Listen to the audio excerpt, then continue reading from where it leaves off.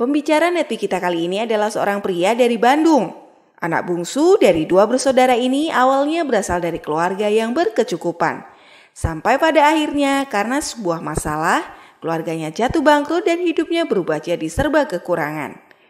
Di masa kuliah, beliau menjadi aktivis kampus dan di sela-sela kuliahnya, beliau juga menjadi marketing kartu kredit dan sales promotion boy hanya untuk sekedar menambah uang sehari-hari. Beruntung doanya untuk kehidupan yang lebih baik terjawab. Di bangku kuliah ini juga, sahabatnya memperkenalkan bisnis Tiens. Walaupun pada awalnya beliau tidak yakin terhadap bisnis Tiens, tapi setelah datang ke pertemuan, berubahlah pandangan beliau terhadap bisnis ini. Dan beliau pun memulai proses perjalanan di bisnis ini untuk menjadi pahlawan keluarga. Dengan keyakinan, kerja keras, persistensi yang kuat, beliau pun berhasil meraih hasil-hasil lewat bisnis Tiens. Mendapatkan reward motor, jalan-jalan ke berbagai negara Asia dan Eropa, memberangkatkan orang tua ke Tanah Suci dan ke luar negeri. Cash reward $5.000, cash reward $20.000 dan berhasil membelikan rumah untuk keluarganya melalui bisnis Tiens. Bagaimana proses perjalanan beliau menjalankan bisnis Tiens? Inilah success story dari Dia Ramdhani. Assalamualaikum warahmatullahi wabarakatuh. Ya. Nama saya Dia Ramdhani Item. Saya datang dari Bandung. Saya lahir kurang lebih, ini tanggal lahir saya ya. Bandung 1 April 1991. Jadi sekarang usia saya kurang lebih sekitar 18 tahun Bapak Ibu. Ya. Saya nggak bisa matematik soalnya nggak lulus ya. Saya lahir 28 tahun yang lalu ya, Bandung 1 April 91. Hari ini saya nggak bermaksud untuk menggurui Bapak Ibu teman-teman semua. Saya di sini hanya datang ke sini untuk sekedar sharing, hanya ingin sekedar belajar juga dari tim Loksmawe, dari teman-teman di sini. Jadi sedikit sejarah itu saya ini mau menceritakan sedikit latar belakang saya Bapak Ibu semua. Jadi banyak yang bilang seperti ini. Katanya orang sukses itu adalah orang yang memang dari awalnya sudah ditakdirkan untuk sukses. Bener gak? Banyak orang yang bilang gitu ya. Orang sukses itu memang dari awalnya berbakat. Orang sukses itu memang biasanya orang-orang pinter. Banyak yang bilang gitu ya. Orang sukses itu memang orang yang sekolahnya rajin, nilainya bagus. Pokoknya orang yang benar-benar wah hebat banget dari awal udah kelihatan. Jadi dari lahir itu udah kelihatan aura-auranya sukses. Wah katanya begitu. Nah saya mau sedikit cerita tentang latar belakang saya. Saya dari pertama lahir, saya lahir di Bandung. Usia 3 bulan saya langsung dibawa ke Jakarta. Ya, usia 3 bulan saya dibawa ke Jakarta. Saya tinggal di Jakarta, di ibu kota karena orang tua saya, ayah saya dan ibu saya harus mencari rezeki di sana. Kebetulan ibu saya seorang pengacara, ayah saya seorang sound engineer dari perusahaan salah satu perusahaan sound terbaik lah di Indonesia. Nah, jadi mereka harus memang mencari rezekinya di Jakarta. Ternyata saya tumbuh seperti anak yang biasa ya. Nggak spesial-spesial amat, lahir nggak langsung presentasi nggak, ya, nggak langsung lahir banyak duit nggak gitu ya, lahir sama telanjang Bapak Ibu, ya, lahir sama telanjang dan ya memang semua orang dilahirkan dengan keadaan sama, bener nggak, ya, nah tapi lingkungan dan seperti apa mereka berhidup, seperti apa mereka bergaul itu yang mempengaruhi masa depan. Nah saya akhirnya di Bandung masuk TK, ya TK Cililitan di Jakarta, ya dari dulu ini memang saya ini orangnya sedikit agak berbeda. Saya ini alergi dengan orang-orang pintar. Jadi pas TK umur 5 tahun, saya masih ingat banget kejadiannya. Sedikit kejadian yang saya ingat, tapi saya ingat banget waktu TK itu, saya punya teman. Nah teman saya ini, tiba-tiba dia ini nilainya bagus. Dapat rapot terus nilainya bagus. Nggak tahu kenapa saya seperti kesurupan, tiba-tiba saya ngelihat nilai dia bagus, saya samperin dia, saya tinju dia. Nggak tahu kenapa Bapak Ibu ya, sampai kacamatanya pecah. Jadi dari dulu nggak suka aja sama orang pinter, kok aneh ya. Saya aneh sendiri malah gitu. Ya, terus TK di Jakarta, saya lulus akhirnya berhasil masuk di Tanjung Duren SD Tanjung Duren Kemanggisan Jakarta. Tahun 97 sampai 98, cuma 2 tahun SD-nya ya. Kan udah saya bilang saya jenius Bapak Ibu. Ya, jadi 2 tahun doang SD-nya. Enggak ya Bapak Ibu ya, saya pindah Bapak Ibu. Saya pindah dari Tanjung Duren Kemanggisan Jakarta ini. Kalau misalnya Anda yang tahu tahun 1998 itu terjadi kejadian yang sangat berarti banget di Indonesia. Tahu Anda kejadiannya apa? Krisis moneter. Ya, saya boleh kenalan di sini yang sudah lahir 98? Yang sudah lahir? Wow, sedikit sekali. Yang belum lahir tahun 98? Wah, luar biasa ya, masih pada muda-muda. Aplaus ya untuk Anda semua. 98 saya lahir, ada kejadian dulu namanya krisis moneter. Jadi mahasiswa mau menjatuhkan presiden, ya. Nah, akhirnya terjadi kerusuhan di mana-mana. Ya, kami cukup terkena dampaknya. Dan akhirnya itu memaksa saya waktu itu untuk ngungsi ke Bandung, pulang kampung.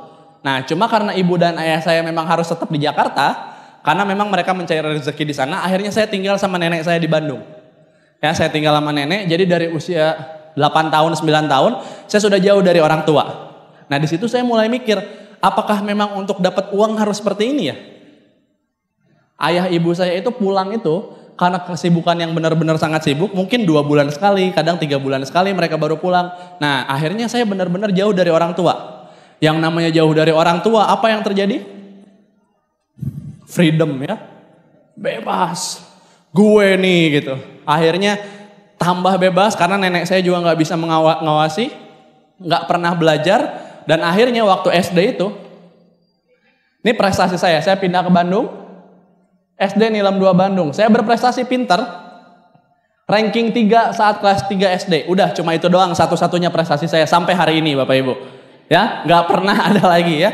Terus masuk SD, ya nakal-nakalnya SD masih seperti itulah, masih belum ada apa-apanya, tapi akhirnya berhasil lolos dari SD. Masuk SMP, di SMP ini baru dimulai saya, karir-karir kenakalan saya baru dimulai itu di SMP. Ya, mulai tuh kenal yang namanya, karena salah pergaulan intinya, karena nggak ada yang ngawasin, saya salah pilih teman-teman, jadi memang menurut buku yang saya baca itu, 5 teman terdekat itu menentukan masa depan kita. Jadi menurut buku itu dijelaskan seperti ini, kalau misalnya nih, Anda bukan seorang peminum, bukan seorang pemabok, tapi teman-teman terdekat Anda semuanya peminum. Minimal lama-lama Anda nyicip nggak? Nyicip. Anda bukan perokok, tapi teman-teman terdekat Anda, 5 orang teman terdekat perokok semua. Minimal lama-lama Anda pengen nyoba gak rokok? Iya, pengen. Anda bukan tukang parfum nih, tapi Anda main sama tukang parfum semua. Minimal Anda ikut wangi nggak? Ikut wangi. Nah, di usaha ini juga sama. Anda mungkin awal datang ke sini bukan orang sukses, tapi Anda terus ikutin mentor Anda, lama-kelamaan Anda juga jadi orang sukses berikutnya, Bapak Ibu. Ya. Di SMP, salah pilih pergaulan, ya, mulai di Bandung itu rame-rame yang namanya geng motor. Nah, saya ikut-ikutan geng motor itu ya alasannya apa? Pengen ikut-ikutan aja, cari pengalaman, experience gitu. Nah, ternyata salah pergaulan, akhirnya karena salah teman-teman. Saya dari kelas 1 SMP saya udah kenal yang namanya rokok. Kelas 1 SMP, bahkan sudah minum minuman yang kurang halal. Dari kelas 1 SMP, Anda kebayang? Minum minuman yang kurang halal, yang cap-cap orang tua itu ya. Saya udah mulai minum minuman yang seperti itu dari kelas 1 SMP. Dari yang masih bocah bener-bener. Kenal seperti itu, salah pergaulan, masuk geng motor. Wah, kehidupan sehari-hari nakal terus. Sampai akhirnya tapi berhasil lolos juga di SMP. Karena akhirnya ibu saya balik ke Bandung, ayah saya tetap di Jakarta. Nah, jadi saya udah di SMP ini mulai tinggal sama ibu. Lulus SMP, saya masuk SMA, nama SMA-nya SMA 16 Bandung. Nah, di sini baru mulai puncak-puncak kenakalannya Bapak Ibu. Geng motornya masih, ditambah lagi, mulai tahu pergaulan. Kalau misalnya Anda tahu, zaman dulu saya waktu SMA itu lagi musim namanya film Realita Cinta dan Rock and Roll. Nah, pemerannya itu kakak saya, Vino G. Bastian. Ya, kakak dalam mimpi Bapak Ibu. Nah, pemerannya Vino G. Bastian. Jadi zaman dulu itu lagi musim-musimnya celana pensil. Anda tahu? Yang kalau dibuka harus pakai kantong plastik. Nah, yang begitu-begitu lagi musimnya tuh. Nah, saya kan pakai seragam SMA itu, seragam SMA yang baik dan benar waktu pertama masuk itu seperti apa? Yang gede ya. Yang bajunya gede-gede. Nah, itu seragam seperti itu buat saya sebuah penghinaan. Baju bapak kok dipakai-pakai gitu ya, saya pikir. Nah, saya nggak mau Bapak Ibu pakai seragam seperti itu. Akhirnya apa? Saya kecilin semua. Jadi hari pertama saya sekolah SMA, celana saya sudah pensil, baju saya sudah kecil-kecil. Wah, pokoknya indis banget. Ditambah rambut saya, wow. Kalau mau ngobrol sama saya harus apa? Gitu dulu, gitu ya. Nah, dari situ, pokoknya yang penampilannya urakan banget. Nah, orang yang berpenampilan kayak gitu di sekolah urusannya sama siapa? BP ya, guru razia ya. Nah akhirnya hari pertama SMA saya udah langsung ketemu sama guru BP, guru razia. Guru BP itu bilang seperti ini, kalau besok penampilan kamu masih seperti ini, saya akan potong rambut kamu, saya akan gunting celana kamu. Wah, saya pikir, shock saya Bapak Ibu. Gimana nih ya? Ya ampun, bisa habis, saya gak mau kalau rambutnya sampai pendek. Kan kalau zaman SMA itu sering yang akhirnya rambutnya jadi begitu ya. Hasil kreasi guru-guru razia gitu. Nah saya gak mau Bapak Ibu. Akhirnya gimana nih ya biar gak kena razia. Konsultasi lah saya sama teman saya. Konsultasi sama teman karena teman saya ini juga sama nakalnya. Jadi kan memang konsultasilah dengan orang yang tepat. Kalau nakal ya konsultasi ke yang nakal Bapak Ibu ya. Nah akhirnya saya konsultasi. Tanya ke teman ini. Bro, dia bilang. Ini gimana nih razia nih? Tenang dia bilang. Gua udah tahu waktu-waktunya razia. Oh gitu? Emang kapan? Dia bilang gini. Razia itu tiap hari Senin. Hah? Hari Senin? Iya soalnya beres upacara. Oh gitu. Tiba-tiba ada teman saya satu lagi yang bilang. Enggak bro. Razia tuh Rabu, karena Rabu itu tengah-tengah, gak akan ada yang nyangka. Oh gitu, saya bilang.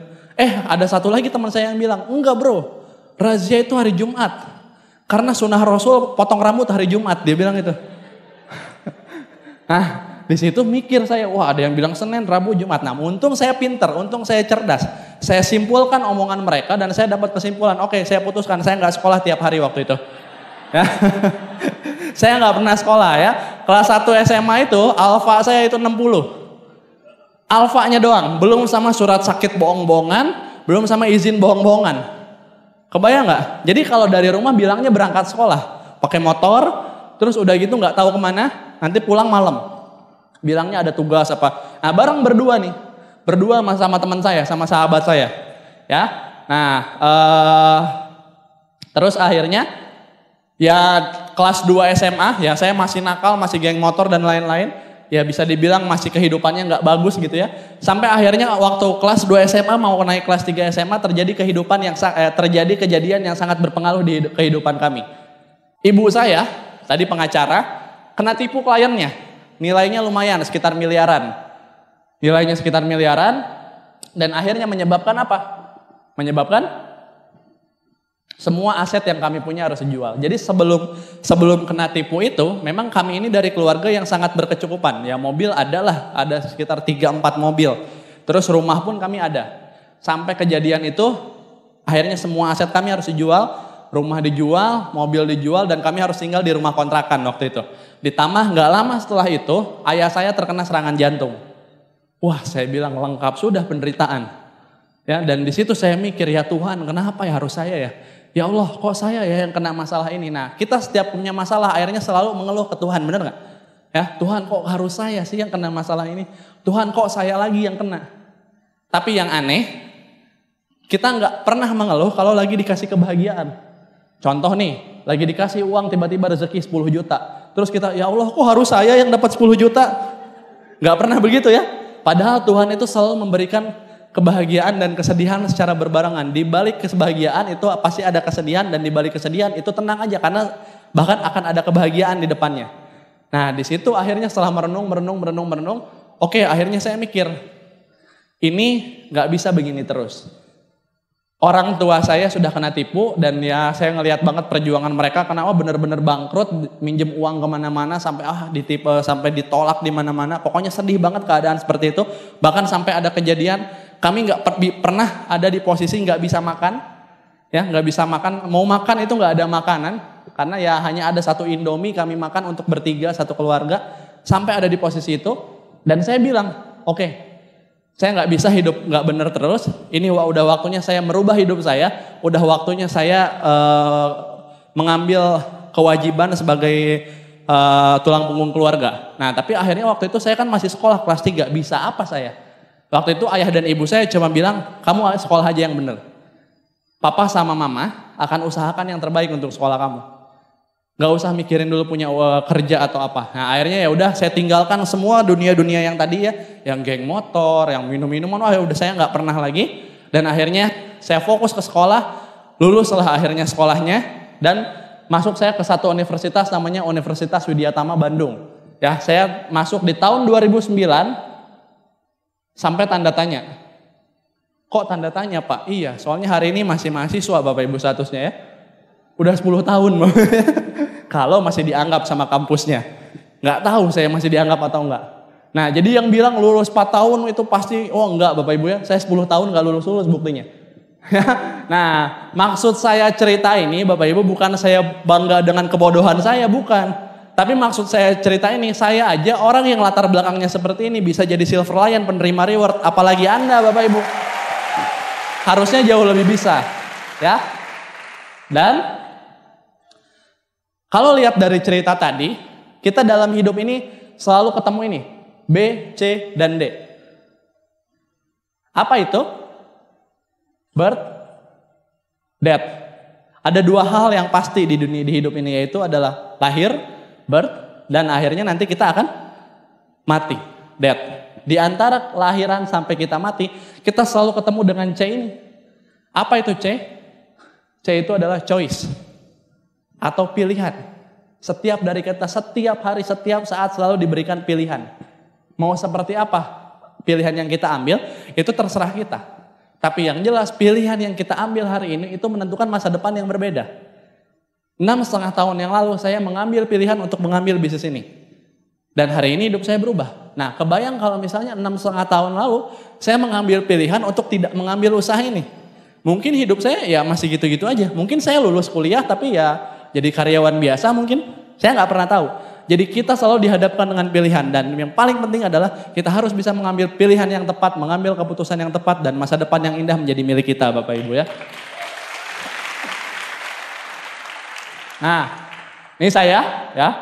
Anda bisa lihat wajah-wajah polos ini. Lucu ya. Sebelum ternodai oleh dunia Bapak Ibu. Ya, ini wajah-wajah polos. Gak ada dosa, wajah-wajah wah yang lucu banget gitu.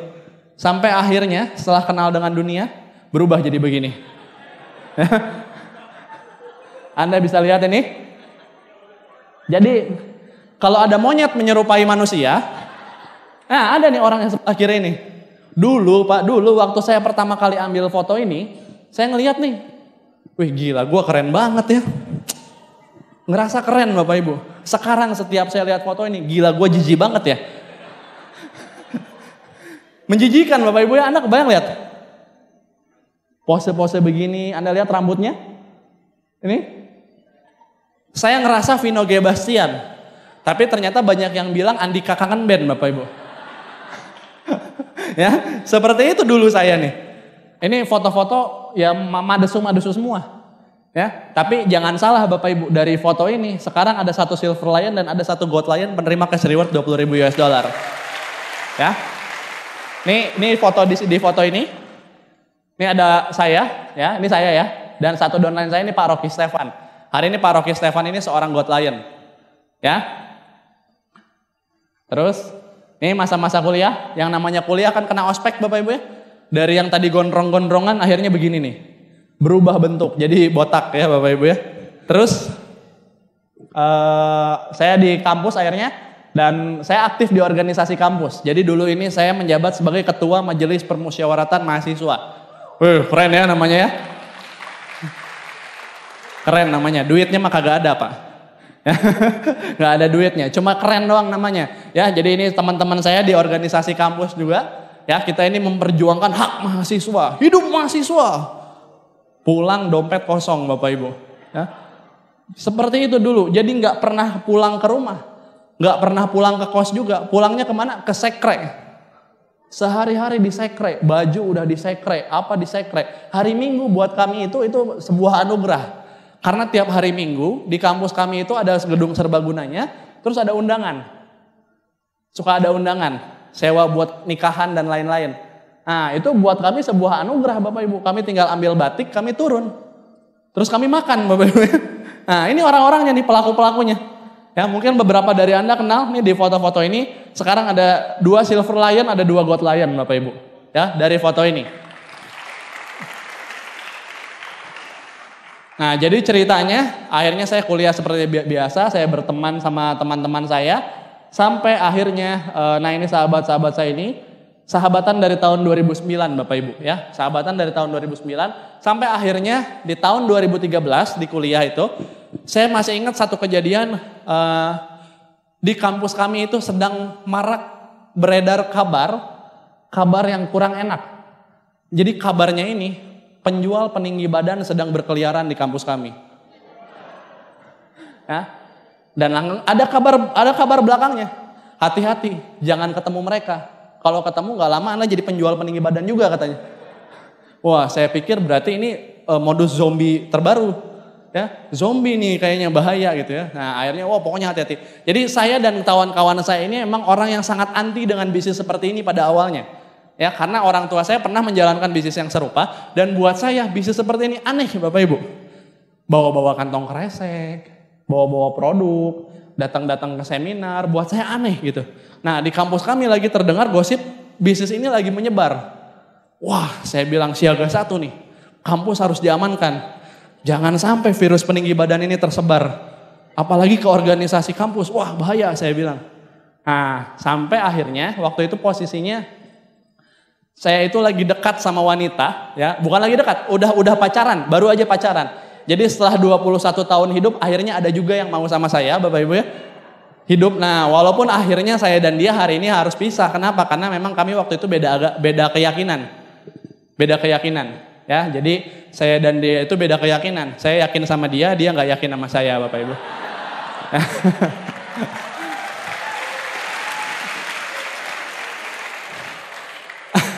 Nah, saya lagi punya pacar waktu itu. Saya telepon pacar saya bilang, kita nonton malam ini. Oh iya siap yang, ayo kita nonton. Oke, baru aja saya tutup itu pacar, saya mau jemput. Tiba-tiba ada telepon baru lagi. Inisialnya J. Wah, siapa nih saya bilang. Inisialnya JS ya. Telepon nih, sahabat saya kan. Wih, udah apa nih? Gimana bro? Saya bilang, wih, terus dengan antusias saya angkat kan. Nah, terus dia bilang, wih bro, lagi di mana? Wih, lagi di rumah nih, mau jemput pacar nih. Kita mau nonton. Waktu itu nonton Avenger. Oh, dia bilang. Tiba-tiba langsung dia bilang ini, batalin. Hah? Batalin? Ya, ini ada informasi penting banget katanya. Ini ada hal penting yang harus kita bicarakan. Hal penting apa? Dia bilang pokoknya begini, nih sahabat kita lagi dalam bahaya. Hah? Apaan? Pokoknya dia lagi dalam bahaya. Dia lagi kebingungan. Hah? Oh gitu? Iya, pokoknya lu bisa gak datang ke sini? Kemana? Ke pecel lele langganan biasa. Oh oke. Akhirnya saya telepon pacar saya, yang maaf kayaknya kita gak jadi nonton hari ini. Saya harus ketemuin ini teman saya, sahabat saya. Oh oke, dia terima dan akhirnya saya datang. Nah, saya kan tadi ngedengar kabarnya lagi ada dalam bahaya, Bapak Ibu ya. Yang namanya bahaya kan kayaknya saya pikir ini ketabrak atau apa gitu. Ini lagi gimana? Wah, kayaknya ada masalah besar.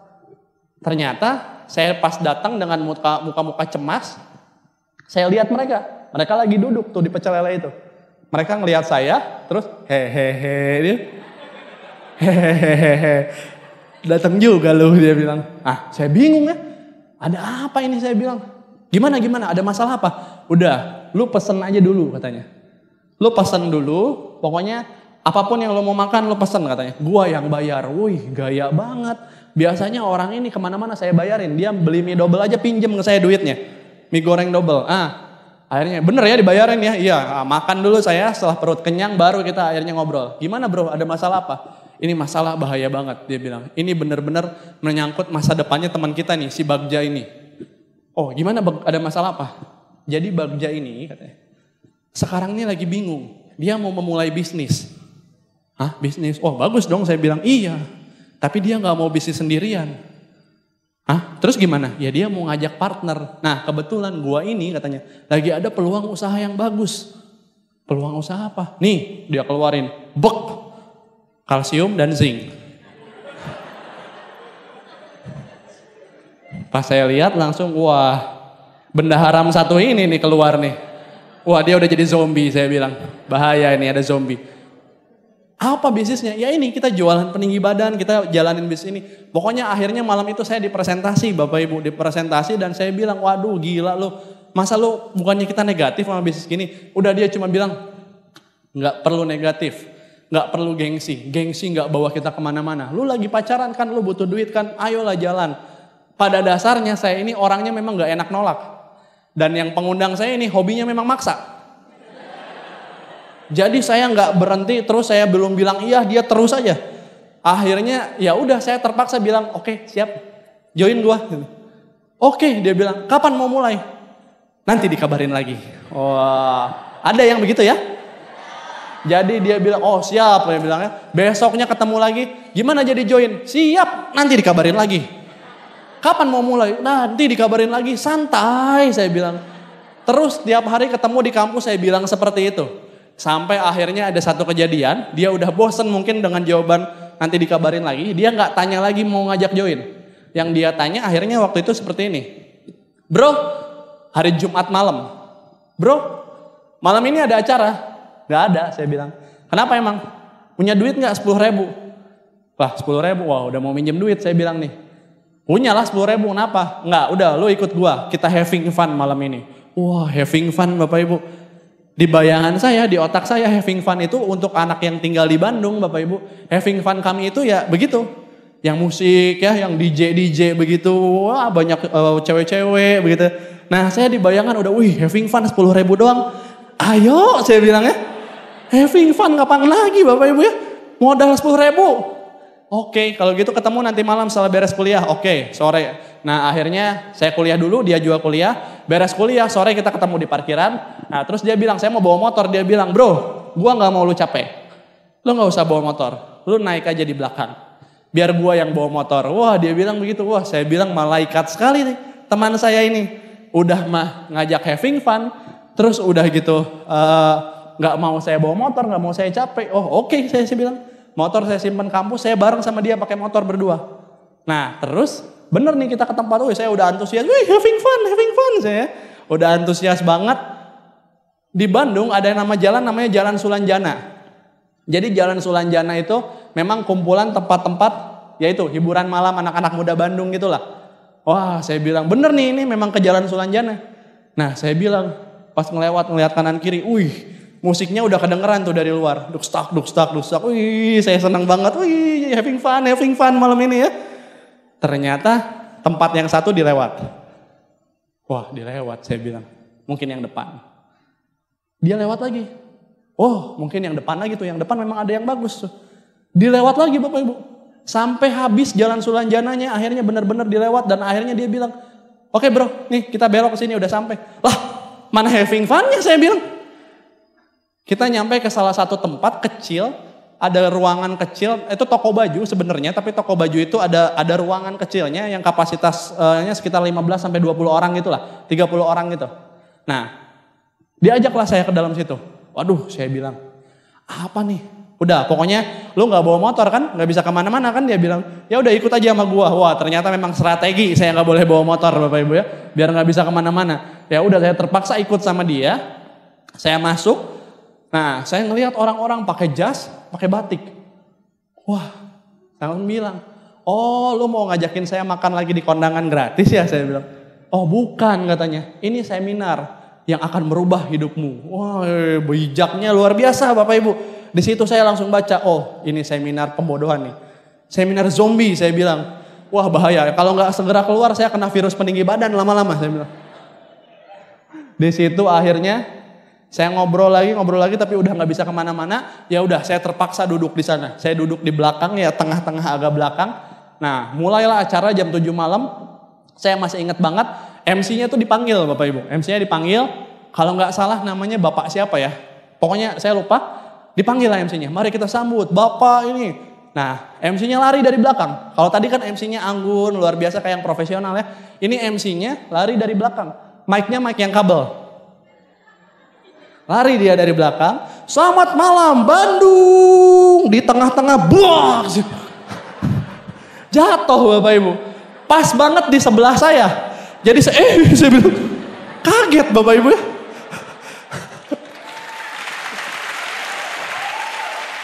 Pas banget di sebelah saya, di situ saya, ya ampun, pengundang saya udah keringet dingin aja. Lu ngundang ke acara apa nih? Nih lawakan stand up komedi atau gimana saya bilangnya.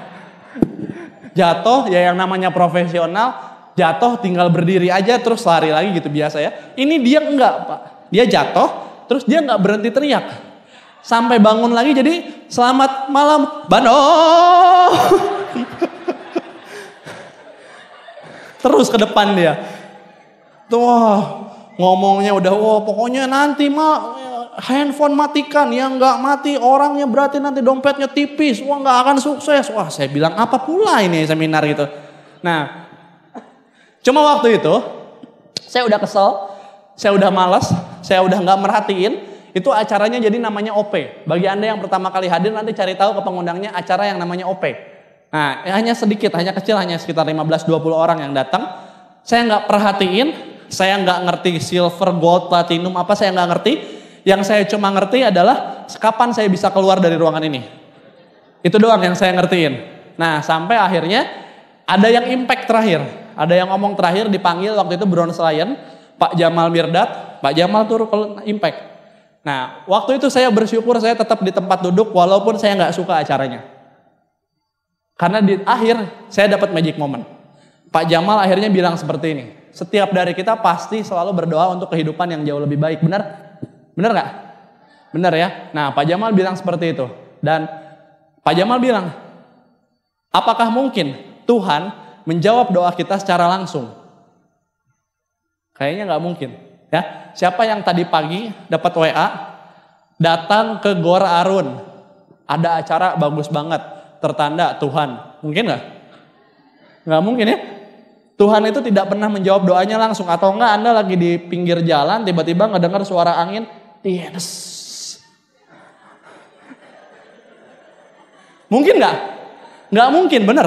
Dan akhirnya saya waktu itu benar setuju, memang Tuhan menjawab doa kita itu dengan perpanjangan tangan Tuhannya. Dan mungkin katanya dia bilang pengundang Anda itu adalah perpanjangan tangannya hari ini.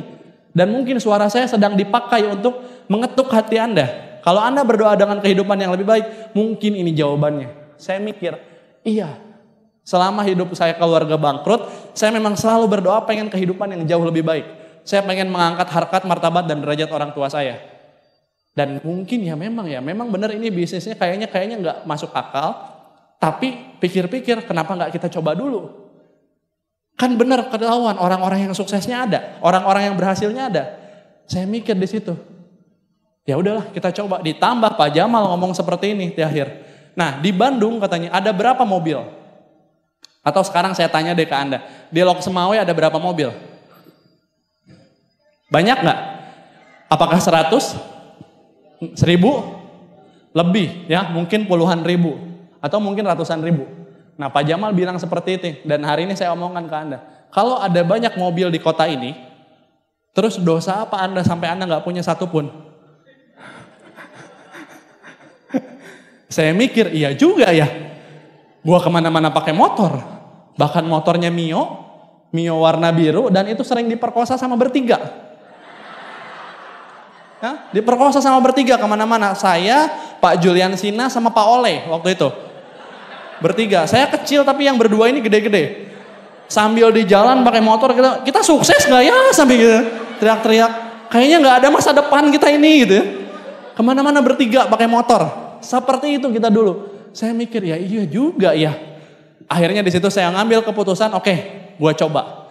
Saya coba bisnis ini, saya jalankan, dan saya nggak hanya pengen nyoba, tapi saya komitmen, saya coba terus habis-habisan, karena saya tahu Tuhan nggak pernah tidur. Kalau kita lakukan banyak, pasti akan ada hasilnya. Dan akhirnya benar. Mulailah saya dari situ. Ya, saya akhirnya memutuskan untuk memulai perjalanan di bisnis Tiansi. Saya bergabung waktu itu dengan sebagai macam cara, saya mulai jual produk, dan ya banyak orang yang ketika ditanya usaha ini, diajak bergabung, ditanya, oh saya nggak ada modal. Nah waktu itu fokus saya bukan, saya memang gak ada modal. Saya gak punya uang sama sekali. Jajan saya waktu itu cuma 20.000 sehari. Itu juga cuma untuk bensin dan makan dan lain-lain. Belum rokok dan lain-lain.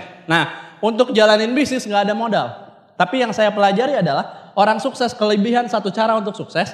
Sedangkan orang gagal kelebihan satu alasan buat gagal. Ya, dan dari situ akhirnya oke, saya pengen gabung. Saya gak punya modal tapi saya coba berbagai macam cara. Akhirnya saya jual produknya. Saya jual produknya, saya bawa brosur, saya tawarin ke teman-teman. Dan alhamdulillah waktu itu bisa laku, dan hanya dalam kurun waktu sekitar 2-3 minggu saya waktu itu bisa, kalau sekarang ke membershipnya gold. Ya, bintang 5 kalau sekarang. Nah waktu itu akhirnya mulailah jalan. Nah mulailah saya menjalankan usaha ini.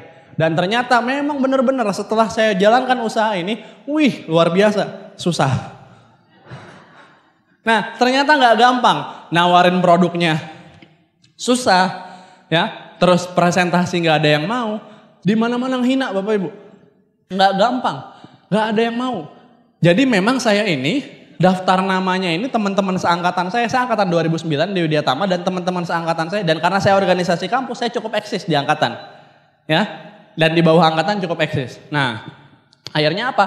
Saya tawarin dulu teman-teman seangkatan, nggak ada yang mau satupun. Akhirnya sebagai senior dan organisasi kampus tadi kan, pejabat kampus memanfaatkan yang namanya senioritas. Cari angkatan-angkatan bawah. Cari angkatan-angkatan bawah, saya ajakin. Pakai senioritas. Lu gabung ya. Kalau nggak gabung awas loh. Dipakai senioritasnya Bapak Ibu ya. Saya ajakin mereka, nggak ada yang mau. Akhirnya ya mereka mungkin nggak mau, sudah pasti nggak mau. Tapi karena saya seniornya sama, mereka nggak enak nolak. Ya akhirnya waktu itu bener-bener orang-orang yang saya ajakin junior-junior ini mulai mau coba. Tapi nggak ada satupun yang akhirnya bener-bener serius juga. Aduh, saya pikir kenapa ya, saya udah presentasi kemana-mana malah ditolak, malah dihina, malah di apa. Waduh, saya bilang kok susah ya jalanin Tiansi ya. Dan akhirnya saya baru ingat, oke, nggak ada yang mau nih teman-teman saya nih. Karena daftar nama saya udah pada nolak semua. Nah, saya mulai kepikiran, oke, orang yang nggak saya kenal lebih banyak. Jadi saya mau coba tawarin bisnis ini ke orang-orang yang nggak saya kenal. Nah, akhirnya saya coba tuh prospecting dan lain-lain. Saya baru ingat Bapak Ibu semua, kalau saya ini introvert. Saya ini nggak bisa ngomong di depan banyak orang. Kalau Anda lihat sekarang bisa kayak gini, ini hasil One Vision nih. Ya, ini hasil Tiansi, ini karena perusahaan kita. Ya. Awalnya nggak berani, keringet jagung. Saya mending saya berantem daripada harus ngomong di depan banyak orang. Ya, nah pengennya saya itu orangnya yang cuek gitu Bapak Ibu ya. Kalau ada downline yang tapi ibu saya lagi sakit, peduli amat sama ibu lu, bisnis lu jalan gitu ya. Begitu harusnya saya seperti itu, tapi kan nggak bisa di usaha ini. Saya harus belajar peduli, harus belajar ini, belajar itu, belajar ini. Sampai akhirnya pelan-pelan saya coba untuk prospecting. Nah saya masih ingat banget, saya prospecting sama orang. Ketemuan lah saya di satu tempat, di KFC di Bandung. Duduk saya, ini presentasi saya pertama ke orang yang nggak saya kenal. Saya tunggu 15 menit belum datang, 20 menit belum datang, sejam kemudian akhirnya dia datang. Ketemu, salam saya. Nah udah gitu, dia nggak pesan makan Bapak Ibu. Dia nggak pesan makan, dia langsung duduk di depan saya. Dan akhirnya dia duduk, dia pegang handphone.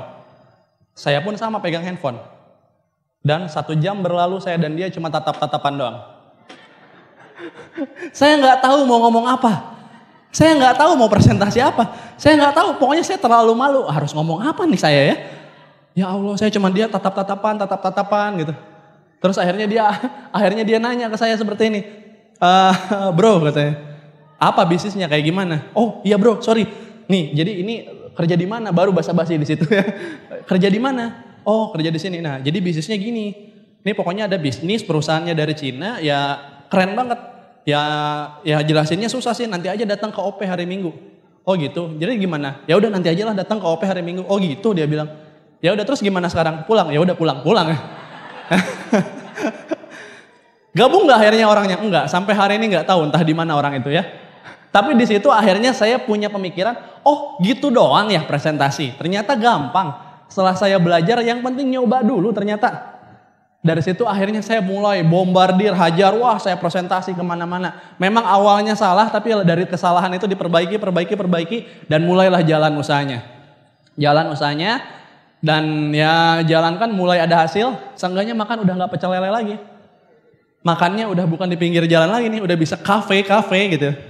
Lumayan saya pikir, ini bisnis beneran ada duitnya. Kalau bener-bener saya seriusin, kayaknya bisa lebih gede nih. Ya, dan waktu itu saya bintang 6, terima juga reward motor waktu itu. Ya, dan jadi 5 bulan saya waktu itu naik ke bintang 6 di marketing plan lama. Dipikir-pikir, lumayan juga ya, gampang banget. Saya dari orang yang introvert, gak punya pengalaman usaha. Dari orang yang tadinya bener-bener pemalu, bener-bener gak ada. Ya, Anda lihat yang tadi fotonya, Madesu ya. Masa depan suram ya. Orang-orang seperti itu sampai akhirnya berubah hidupnya. Wah bener, mulailah masuk waktu Indonesia bagian nyaman. Ya mulai, woi gua nih buah hahaha gitu ya. Petatang petenteng ngerasa paling jago di mana-mana, akhirnya berhenti belajar, nggak nurut lagi upline mau bilang apa, nggak benar-benar sistem, akhirnya apa yang terjadi? Bubar jalan usahanya. Kalau sedikit cerita, saya ini orang yang kuper, ya kurang pergaulan, bahkan saya ini nggak pernah jalan-jalan Bapak Ibu. Nah tapi bisnis ini memberikan apa yang tidak pernah Anda bayangkan sebelumnya. Ya saya dapat Singapura, boleh? Singapura saya dapat Malaysia 2013 juga bareng sama downline saya. Ya, terus dapat lagi 2014 saya dapat lagi Thailand. Nah, saya dapat Thailand. Jadi sekarang lagi ada kualifikasi Thailand, saya juga pengen kejar lagi karena 2014 saya dapat tapi nggak saya ambil. Saya kasihin ke ibu saya. Dapat lagi ini Cina, ya. Nah, ini jembatan sana yang pembatas Olok Semawe itu. Bukan ya, ini salah satu 7 keajaiban dunia tembok Cina. Cina 2015 nih, ya ini keren banget. Salah satu 7 keajaiban dunia saya foto di sini. Ini ya memang panjangnya. Kalau saya belajar tadi tembok Cina ini gini, tembok Cina ini kalau saya nggak salah ya, kalau saya nggak salah itu kurang lebih panjangnya 6.500 km lah kurang lebih. Nah saya juga bisa beli mobil dari Tianxi, mobilnya ya mobil pertama, mobil Xenia ya lumayan buat mobil perang. Dari yang tadinya masih pakai motor kemana-mana jadi pakai mobil. Tingkat kastanya naik dikit, ya naik banyak malah. Dari yang tadinya kalau ngechat cewek belum apa-apa langsung diblok, ya sekarang udah mulai banyak cewek-cewek yang ngechat duluan. Ya udah mulai kayak gitu beli mobil ya lumayan lah, lumayan dapat hasil-hasil. Nah dari sinilah baru akhirnya mulai masuk zona nyaman yang tidak aman. Ya bisa dibilang bisnisnya mulai berproses. Banyak kejadian-kejadian ya tadi saya berhenti belajar. Nggak ngikutin PBO yang tadi tuh yang CP, Royal, Crown, Ambassador. Nggak saya ikutin sama sekali. Yang penting ya udah jalan. Kerjain aja. Ya hajar bleh. Tapi nggak ngikutin arahan upline. Upline saya ngomong apapun nggak pernah saya dengerin. Saya cuma iya aja tapi sambil nggak dilakuin. Sampai akhirnya grup saya bubar jalan waktu itu karena memang sayanya yang salah. Dan waktu itu kami pertemuan di Bandung, OP saya itu tinggal sisa kurang lebih sekitar 14 orang yang di sebelah kanan ini. Wah itu berproses tuh bisnisnya. Di situ mulai mikir lagi tuh. Waktu itu peringkat saya udah bintang 8. Tahun 2016-17. Dari situ saya mikir, bisa nggak ya gue sukses di sini? Masih bisa nggak ya saya sukses di sini? Kayaknya susah deh sukses di sini. Waduh, kayaknya downline pada cabut semua. Tinggal sisa saya. Karena pertemuan saya juga sisa begini. Kayaknya aduh, gampang nggak ya? Nah, keyakinan mulai hilang. Tapi pas saya pulang nih, saya masih inget banget. Ya saya udah hampir nyerah lah. Saya udah mikir kayaknya bisnis ini susah. Padahal saya nggak berkaca kalau saya yang salah. Nah, saya udah kayaknya udah nyerah, cukup nyerah lah. Mungkin memang bukan jalan saya di Tianxi. Nah sampai ada satu kejadian saya masih ingat banget. Saya udah nggak punya uang, maksudnya keuangan saya udah kacau karena manajemen keuangan saya juga kacau. Saya benar-benar bahkan ya balik lagi ke keadaan sebelum Tianxi, bahkan nyaris minus gitu. Dan ada satu kejadian yang bikin saya akhirnya mikir. Saya pulang, ayah saya telepon, ayah saya bilang kayak gini, Dek, tolong nanti lewat pasar, Papa nitip pisang ya, Papa butuh pisang. Anda tahu di pasar-pasar suka ada jual pisang ikat gitu, yang harganya 10.000, 15.000. Ayah saya bilang seperti itu, dan saya waktu ayah saya telepon seperti itu, saya nggak bisa jawab. Karena saya nggak pegang uang sama sekali. Nggak ada uang sama sekali, posisi bintang 8 waktu itu. Karena manajemen keuangan yang parah. Terus akhirnya saya mikir, Pap, saya ngomong dengan sangat berat hati, maaf, saya nggak ada uang. Papa saya di situ tetap bilang, oh gitu, ya sudah nggak apa-apa. Hanya pisang. Dan di situ saya mikir, buat apa saya jalanin bisnis ini kemarin bertahun-tahun, tapi sampai hari ini hanya sekedar pisang saya nggak bisa beliin untuk ayah saya.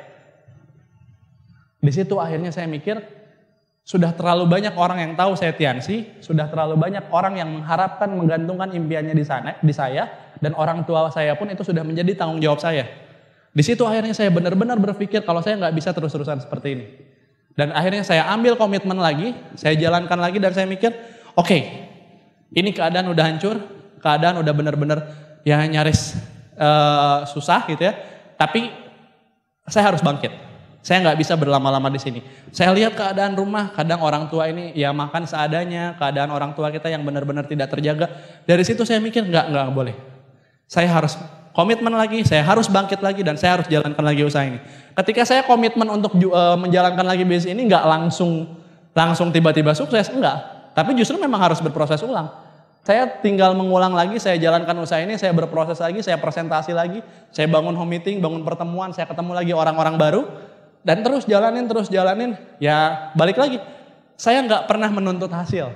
Yang penting adalah saya tahu Tuhan tidak pernah tidur. Kalau saya lakukan banyak, saya yakin Tuhan pasti akan memberikan apa yang memang pantas diberikan ke umatnya. Itu yang saya yakinin Bapak Ibu. Ya, saya berproses, saya jalanin lagi, dan gak butuh waktu lama kok. Sebenarnya kalau Anda sudah komitmen, Anda gak butuh waktu lama untuk bangkit. Ya, dan waktu itu 2017 awal saya jatuh, dan di 2017 pertengahan saya mulai bangkit. Dan ternyata langsung hasilnya itu nggak langsung tapi beberapa bulan ketika kita banyak melakukan benar Tuhan berikan. Di akhir 2017 saya mulai ngelihat lagi hasilnya. Saya terima lagi reward yang namanya cash reward. Waktu itu saya terima mungkin sama seperti reward yang didapat Pak Aji. Ya, saya terima cash reward $5.000 waktu itu. Nih, ini yang reward ini. Dan ini setelah bertobat dan mengikuti sistem One Vision, ini hasil-hasil saya. Ya. Dapat cash reward $5.000 yang tadi, lumayan ya Bapak Ibu ya. Jadi saya ingat banget ditransfernya pas mau tahun baru. Pas mau tahun baru ditransfer $5.000, wah lumayan tahu aja. Lumayan ya? Lumayan nggak? Lumayan ya, insya Allah itu jadi rezeki Anda ke depannya, amin. Oke ya. Terus saya bisa umrohkan kedua orang tua ya 2018. Saya berangkatkan mereka berdua ke Tanah Suci dan yang nggak pernah saya lupa adalah setelah saya berangkatkan mereka ini nggak tahu kenapa bisnis saya kayak makin dipermudah Bapak Ibu. Jadi Anda nih hari ini yang mau memberangkatkan, yang punya impian memberangkatkan kedua orang tua ke Tanah Suci, kejar habis-habisan Pak. Karena luar biasa bahagianya, luar biasa bangganya orang tua dan kitanya pun sangat luar biasa bahagia. Dan yang paling saya nggak lupa adalah ketika mereka sudah berangkat pulang, nggak tahu kenapa berkat ke saya itu kayak nggak habis-habis. Terus bisnisnya naik Bapak Ibu. Kayak dimudahkan segalanya. Ya saya pernah memang baca tidak akan pernah miskin orang yang membelanjakan harta untuk kedua orang tuanya. Itu janji Allah kan. Ya jadi saya benar-benar di situ ngerasa gila hebat banget. Ini kayaknya berkatnya nggak habis-habis. Ya dan saya berangkatkan kedua orang tua ke Tanah Suci. Yang saya nggak lupa adalah waktu saya bilang, Pak berangkat ya umroh. Mama papa saya lihat-lihatan. Kaget dan mereka bilang, saya nggak pernah nyangka, kita nggak pernah nyangka. Kamu itu dulu anak yang nakal, anak yang susah diatur, dan kita nggak pernah nyangka ternyata kita bisa ke Tanah Suci melalui tangan kamu. Itu yang luar biasa. Papa mama bangga sama kamu ya. Wah itu ya. Nah nih, ini yang tadi ya. Yang tengah ini Pak Rocky Stefan, yang kanan ini Pak Galih Perdana. Salah satu front saya juga. Nah. Ini foto kami 12 tahun yang lalu. Anda lihat ini 3 keluarga bangkrut. Anak dari 3 keluarga bangkrut. Ini usaha keluarganya bangkrut. Ini orang tuanya di PHK. Saya pun bangkrut. Ini madesu banget gak? Madesu banget Bapak Ibu ya. Ini saking madesunya. Aqua udah habis dia minum terus. Ya. Yang ini saking madesunya. Sampai gak pede lihat kamera. Ya. Sampai lihatnya ke sana gak pede lihat kamera katanya.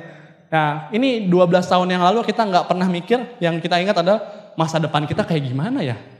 Wah kayaknya nggak mungkin deh kita bisa sukses. Ternyata 2018 kemarin kita foto lagi dengan posisi yang sama, cuma dengan background berbeda, kita foto lagi di Korea Selatan Bapak Ibu. Ya. Yang seru ya, Korea Selatan saya dapat, ini di Nami Island dan banyak yang bilang Korea Selatan itu terlalu indah kalau liburan sendiri, bawa pasangan. Waduh, saya belum punya pasangan kan? Saya belum menikah. Akhirnya saya kepikiran, oh ada pasangan saya bidadari yang satu lagi. Nah akhirnya saya ajak ibu saya. Kok nggak ngajakin ayah? Ayah saya ngajak, saya ajak juga. Pah, mah kita ke Korea ya. Papa saya cuma bilang, dingin di Korea, papa nggak kuat kalau di sana. Kamu aja sama mama yang berangkat. Wah, apa kan ini kan jadi liburan keluarga. Kata ayah saya, nggak apa-apa, papa nggak usah ikut. Nggak apa-apa kok, papa nggak berangkat. Tapi anak lain di luaran sana belum tentu bisa maksa anaknya untuk berangkat ke Korea. Tapi kamu bisa. Dia bilang gitu. Papa bangga. Wah, dari situ saya benar-benar ya udah akhirnya saya berangkat sama ibu saya.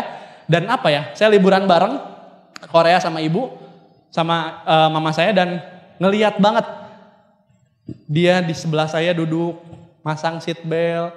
Gimana nih masang seat beltnya? Terus akhirnya liburan, jalan-jalan. Wah, seneng banget. Itu padahal suhu Korea kalau nggak salah waktu itu lagi berapa ya Pak ya? Yang ke Korea. 8 ya, 7, 8 derajat. Lagi dingin banget lah Korea. Tapi ibu saya itu selalu semangat kemana-mana. Itu seneng banget Bapak Ibu. Buat saya, momen itu sangat mahal. Dan buat saya rela bekerja jauh lebih keras lagi. Asal saya bisa lihat momen kedua orang tua saya bahagia terus. Itu yang saya pikirin. Ya, dapat Korea Selatan bareng ibu saya. Dapat lagi ini kemarin 2018. Ya jadi baru aja pulang Korea Selatan, langsung diajak lagi bulan depannya ke Turki. Ya, ini di Blue Mosque. Ini nggak tahu tempat apa, bagus foto. Itu aja jelasnya kalau ke luar negeri ya. Bagus foto aja ya. Ada tong sampah bagus foto gitu. Nah, jadi ini kalau Anda tanya, Pak itu kok keren-kerenan sih Pak? Panas-panas siang-siang kok pakai jaket? Nah, jadi kalau Anda tahu di sana itu Pak nggak kayak Lok Semawe Pak. Ya, jadi walau mataharinya panas, tapi dingin Pak. Itu suhunya 1-2 derajat. Kebayang nggak? Jadi ada matahari tapi dingin. Ada loh yang kayak gitu. Coba deh Anda sekali-kali main ke sana. Ya. Dapat reward dari Tianxi makanya biar kita sama-sama bisa menikmati keliling dunia Bapak Ibu. Ya. Dapat nih, saya ke Turki ya bareng sama beberapa leader di sini juga. Nah, ini yang menarik Bapak Ibu. Ada yang menarik.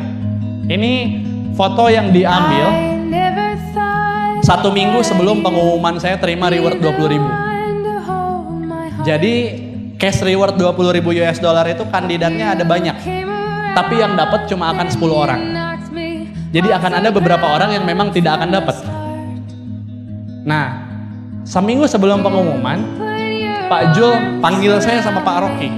Dia bilang seperti ini. Bro, gua mau foto sama penerima reward, mau update di Instagram. Wah, saya bilang, Pak Jul kan belum diumumin, ntar udah foto di update taunya kalah gimana, malu dong saya gitu ya. Tapi Pak Jul bilang, udah kita foto, percaya lu pasti dapat. Nah di situ saya langsung benar-benar berpikir upline itu punya keyakinan lebih kuat daripada downline-nya. Dan bener, kita foto nih, Pak Jul update, foto bersama penerima cash reward 20.000 US dollar. Pengumumannya masih seminggu lagi. Dan ternyata 1 minggu kemudian, bener foto itu terjadi, tapi sudah jadi penerima reward. Nah, ini foto lagi, terima 20.000 dolar. Pak Rocky dipanggil ke 9, downline saya, dan akhirnya saya dipanggil ke 10. Itu pas dipanggil Pak, wah bener-bener, kalau Anda lihat ekspresi saya di video, itu bener-bener ekspresi, wah gitu. Kenapa Pak? Karena orang-orang yang menolak, orang-orang yang menghina, jaringan yang pada pergi, orang-orang yang sudah tidak ada di bisnis ini lagi. Pokoknya semua proses dari awal saya menjalankan usaha ini sampai di titik yang sekarang, itu kayak terbayar lunas Pak. Kayak terbayar lunas. Pas saya diangkat itu semuanya terbayar, dan saya ingat proses-proses saya lagi kayak benar-benar lunas. Gak sia-sia selama ini saya berjuang. Untuk satu momen itu saya berjuang dan benar-benar akhirnya saya dapat. Itu yang sangat luar biasa. Dan Anda harus rasakan momen itu Pak. Dan yang paling saya nggak lupa, yang dipanggil saya dan Pak Rocky. Tapi ada satu orang yang benar-benar nangisnya benar-benar paling kenceng Pak. Siapa dia? Pak Julian sini, upline saya. Dia menangis paling kenceng, dia benar-benar berharap downline-nya dapat. Dan dia mengangkat kami benar-benar sampai nangis-nangis.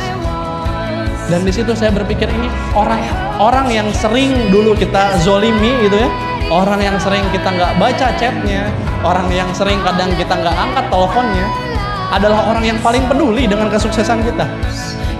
Itulah upline Bapak Ibu.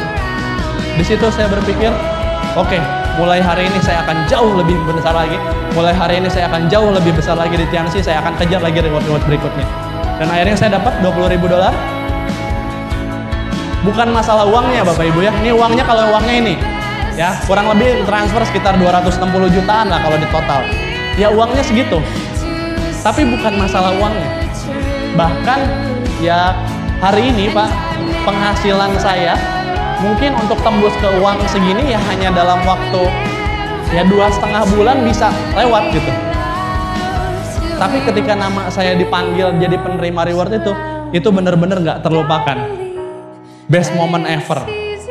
Ya, dan ini dapat $20.000 dan buat saya Pak, ini jadi edik.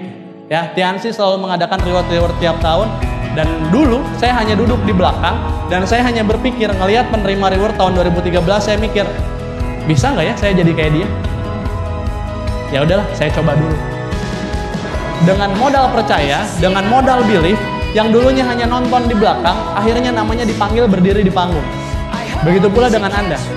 Yang hari ini mungkin belum terima rewardnya, Anda hanya melihat hari ini orang-orang terima reward, percaya aja Pak, believe aja. Terus lakukan usaha ini, dan suatu saat nama Anda yang dipanggil ke panggung. Itu akan terjadi.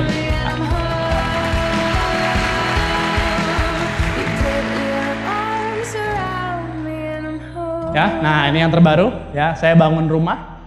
Ya rumahnya saya waktu itu beli 1,7 M dan hanya dalam waktu sebentar nilainya sekarang udah naik jadi 1,9 miliar.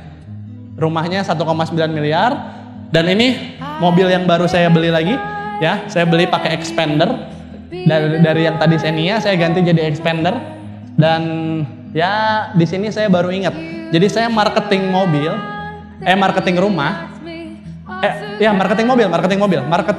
waktu itu. Saya ketemu dia, saya mau beli mobil, saya mau ambil mobil nih. Terus dia pun akhirnya karena teman lama dia nanya-nanya. Oh, Mbak Tianxi buat asam urat berapa? Dia bilang gitu. Saya sebutlah harganya, sekian. Terus dia bilang, mahal ya? Mbak Tianxi mahal ya? Nah di situ saya tarik satu kesimpulan Bapak Ibu. Ternyata tukang obat bisa beli mobil, tapi tukang mobil belum tentu bisa beli obat Bapak Ibu ya.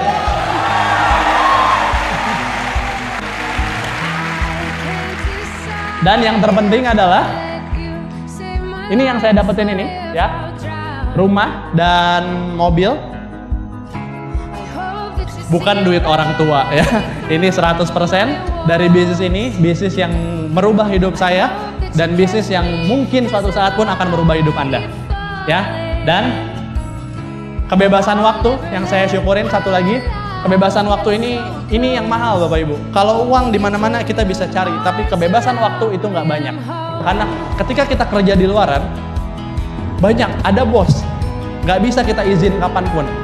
Tapi di sini Pak nggak ada bos. Dan ketika Anda bangun aset 2-3 tahun kerja keras, aset Anda sudah terbentuk, Anda nggak perlu kerja keras lagi, Anda tinggal menikmati aset di usaha ini, dan Anda bisa punya kebebasan waktu sebebas-bebasnya. Saya jalankan usaha ini, saya bisa menikmati waktu-waktu terbaik. Ya, ini sama grup saya kadang suka jadwal main nongkrong sama orang tua juga saya sering. Yuk kita makan siang bareng di luar. Yuk kita makan restoran dan lain-lain sama teman-teman terdekat saya dan juga sama sahabat-sahabat saya di sini. Kita kalau mau jalan kemana, tinggal sebut waktu, kita jalan. Tinggal bilang aja, uangnya ada, waktunya ada. Nggak perlu izin bos, nggak perlu izin siapa-siapa. Jadi tinggal jalan aja. Ya itu indahnya bisnis ini. Anda jalankan nih awal-awal, mungkin teman-teman Anda akan bilang, bro santai aja hidup, nggak usah ribet-ribet amat. Kayak saya dong main PUBG, main Mobile Legend. Oh teman-teman Anda akan bilang seperti itu. Tapi nggak apa-apa, Anda terus jalankan usaha ini sampai nanti suatu saat nanti, ketika udah masa-masanya hidup Anda bekerja, orang-orang seumuran Anda bekerja, Anda akan ketemu teman Anda dan Anda akan ajak dia main. Bro, hari Senin kemana? Gak bisa kerja. Selasa gak bisa kerja. Rebo gak bisa kerja. Anda tinggal bilang santai aja kali hidup, kerja terus. Tinggal bilang kayak gitu Bapak Ibu, itu yang nikmatnya di usaha ini. Terus setelah itu ulang tahun kita kasih surprise.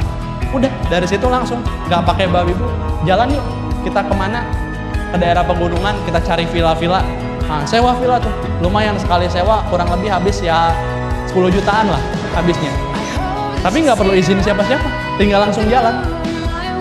Langsung menikmati kebebasan waktu. Ya. Terus berikutnya. Nah, ini kalimat yang sangat bagus sekali Bapak Ibu semua bagi hari ini Anda yang belum mengambil keputusan ataupun Anda yang sudah bergabung tapi Anda belum benar-benar serius. Ini ada kalimat yang sangat dalam sekali. Jika Anda tidak mau berjuang bagi diri Anda, setidaknya berjuanglah bagi orang-orang yang Anda cintai. Kenapa Bapak Ibu? Karena waktu kita dan waktu mereka mungkin nggak sama.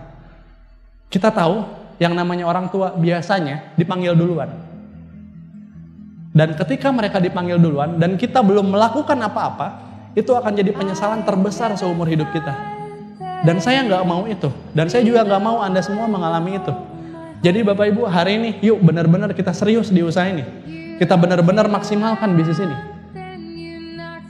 Kita bantu orang-orang terdekat kita. Dan kita harus jadi kebanggaan orang tua kita. Dan hari ini Bapak Ibu izinkan saya menceritakan apa yang menjadi alasan saya berjuang di usaha ini. Apa yang menjadi alasan saya bertahan di usaha ini. Dan apa yang menjadi alasan saya tetap berproses di usaha ini. Alasan saya adalah orang ini Pak. Kedua orang ini.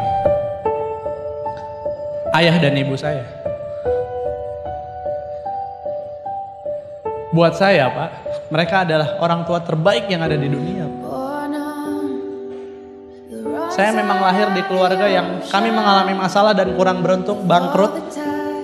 Tapi itu jadi pembelajaran terbaik. Karena waktu itu Pak, saya melihat banget perjuangan mereka berdua. Yang gak pernah berhenti untuk tetap fokus membahagiakan anaknya. Tetap menomorsatukan anaknya. Ayah dan ibu saya. Saya masih ingat banget waktu bangkrut. Tiap pagi saya nganter ibu saya untuk pinjam uang kemana-mana. Dan Anda tahu gak pernah ada saudara yang mau kasih. Gak pernah ada yang mau kasih. Sakit Pak ketika ngelihat dengan mata kepala Anda sendiri. Orang tua Anda mau pinjam uang dan ditolak Pak. Sakit. Saya benar-benar ngerasa kayaknya ini gak layak buat mereka. Ayah saya sampai bilang, "Pak, biar nggak usah terusin sekolah, biar siap kerja, biar bisa bantu ekonomi keluarga." Ayah saya cuma bilang begini, "Kalau buat sekolah kamu, Papa harus jual harga diri Papa, itu bakal Papa lakuin." Ayah saya sampai bilang seperti itu. Dan di situ saya benar-benar melihat perjuangan mereka yang menomorsatukan seorang anak. Ibu saya Pak kemana-mana di usia yang waktu itu sudah kepala 5 pakai motor tiap hari. Dan setiap ada kumpul keluarga kemana-mana, saya selalu lihat ibu saya itu nggak datang ke ruang tamu. Tapi ibu saya itu langsung masuk ke dapur dan langsung mengerjakan pekerjaan, mohon maaf, pembantu rumah tangga. Dan saya nggak tega. Saya nggak tega Pak. Saya benar-benar merasa kayaknya mereka ini nggak layak diperlakukan seperti ini. Mungkin banyak di antara Anda yang bilang uang itu nggak penting. Wah, uang nggak penting, uang nggak penting. Boleh Anda berpikir seperti itu. Tapi faktanya Bapak Ibu, ketika Anda nggak punya uang, Anda nggak dihargai sama lingkungan Anda. Banyak orang yang menghina Anda. Banyak orang yang melecehkan Anda. Itu yang terjadi sama saya. Uang memang nggak penting, tapi kalau nggak ada uang, kita juga nggak bisa apa-apa Bapak Ibu. Makanya Pak, ketika kejadian itu, saya ngelihat perjuangan apalagi ibu saya yang setiap hari pakai motor Pak, usia 50 tahun. Kemana-mana pakai motor. Saya takut dia kenapa-napa. Pernah ibu saya waktu itu jatuh dari motor. Saya ngelihat banget dia jatuh dari motor kesakitan setelah habis mencari rezeki. Itu buat saya nggak tega. Saya nggak tega ngelihat itu. Saya makanya habis-habisan di usaha ini. Saya nggak peduli mau seperti apapun prosesnya, mau seperti apapun orang yang nolak saya, mau banyak orang yang menghina saya nggak pernah peduli. Saya nggak pernah dengarkan omongan orang lain. Kenapa? Karena yang saya dengarkan, yang saya pedulikan hanya omongan mereka Pak. Yang saya pikirkan adalah gimana caranya saya harus segera mensukseskan mereka. Saya harus mengangkat harkat martabat derajat mereka. Itu yang saya pikirkan Bapak Ibu. Saya jalankan habis-habisan. Pak, senyuman ini Pak, ini belum lama Pak fotonya, sekitar awal 2019 kemarin. Saya ajak Pak, ada satu restoran yang all you can eat di Bandung. Saya ajak kedua orang tua saya makan, dan ibu saya cuma bilang, makasih ya, sudah membuat hidup kami jadi berubah. Ibu saya makan, saya ngelihat ekspresi mereka waktu makan penuh dengan kebahagiaan Bapak Ibu. Ini senyuman ini yang dulu saya nggak pernah lihat. Senyuman ini yang hilang ketika kehidupan mereka berubah, ketika kami bangkrut. Dan saya benar-benar Pak, ketika di momen ini saya benar-benar berpikir, saya harus jadi kebanggaan mereka Bapak Ibu. Saya berpikir itu.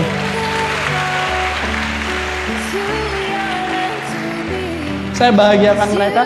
Insya Allah nanti juga Tiansi akan mengadakan reward Perancis, Paris.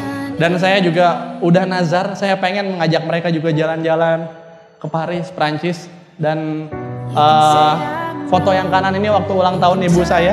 Di kondisi bisnis saya yang waktu itu sedang jatuh-jatuhnya Bapak Ibu. Saya bisa bawa kue ke dia. Dan saya cuma bisa bilang, maaf saya belum bisa kasih apa-apa. Ibu saya cuma bilang, dengan kamu sehat mama sudah bahagia. Dia bilang begitu.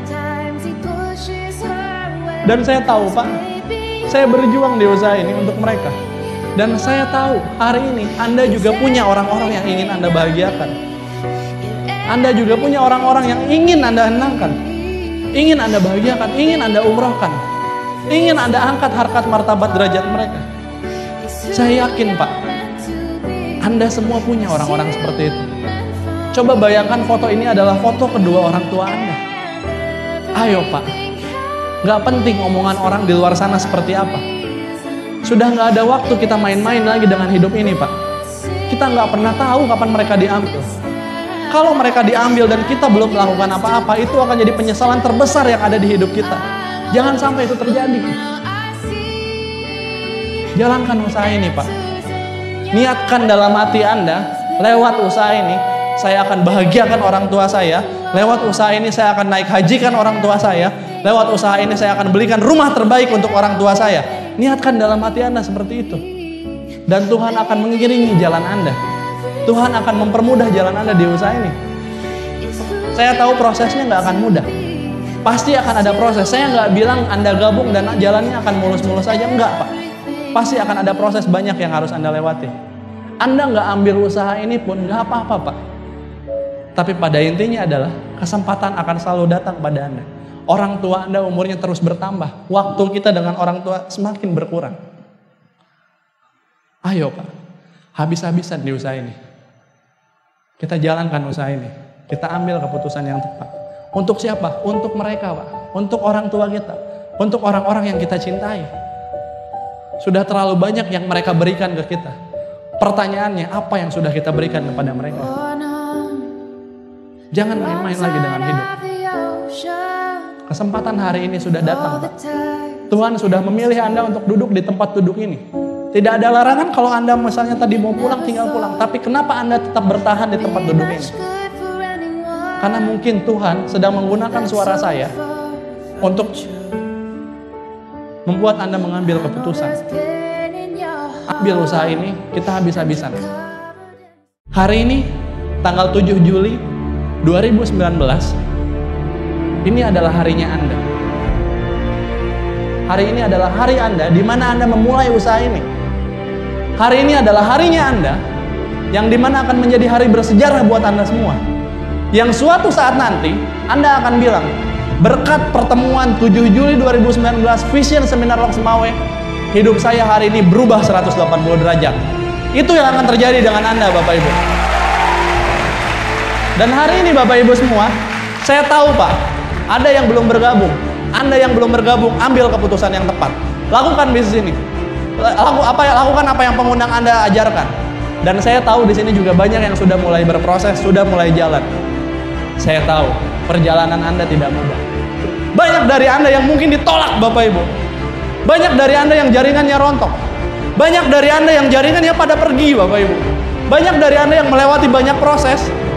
Dan mungkin banyak dari Anda yang hari ini berpikir untuk menyerah dari usaha ini. Karena kayaknya susah. Ya Tuhan, susah sekali usaha ini. Ya Tuhan, gimana caranya ya Tuhan? Mungkin banyak dari Anda semua yang hari ini ingin menyerah di usaha ini. Tapi Anda tetap datang ke tempat ini. Anda datang, Anda duduk di sini hari ini. Saya cuma punya pesan satu dengan Anda Bapak Ibu. Pelaut yang handal tidak pernah tercipta dari lautan yang tenang Bapak Ibu.